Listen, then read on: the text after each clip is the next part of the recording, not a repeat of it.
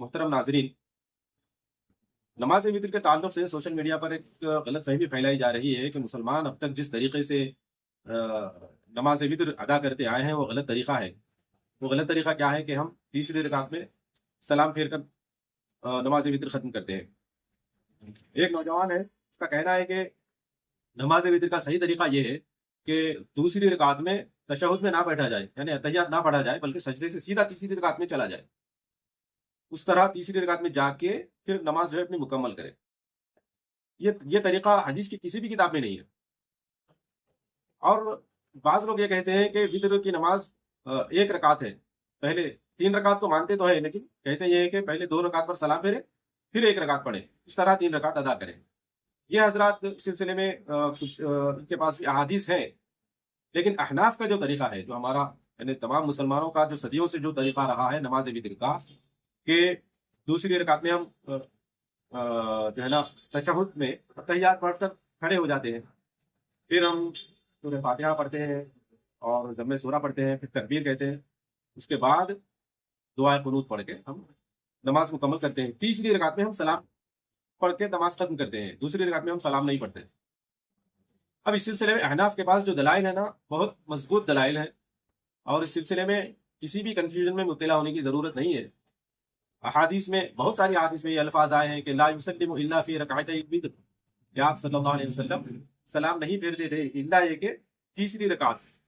یوتر بثلاث لا یسلم الا فی آخرہن، یہ بھی احادیث میں الفاظ ملتے ہیں کہ آپ 3 رکعت سے وتر پڑھتے اور لا یسلم الا فی آخرہن،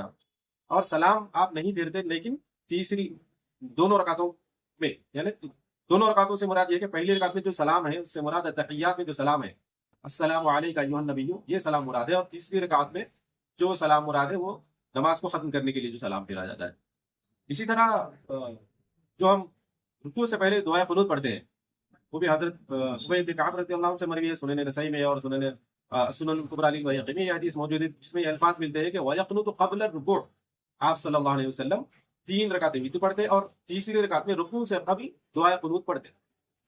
اب احناف کے جو دلائل ہیں، جو طریقے پر ہم نماز پڑھ رہے ہیں، یہ طریقہ بہت ساری کتابوں میں آیا ہے، جیسے سنن الکبریٰ للبیہقی میں، سنن نسائی میں، سنن ترمذی میں، موطأ امام محمد میں، شرح معانی الآثار میں آپ دیکھ سکتے ہیں، اور اسی طرح سنن دارقطنی میں، مصنف عبد الرزاق میں، مصنف ابن ابی شیبہ میں، اور المستدرک للحاکم میں۔ یہ تمام کتابوں کے حوالے اور راویوں کے نام بھی میں نے ایک الگ سے امیج بنا کر اس میں شیئر کر دیا ہے،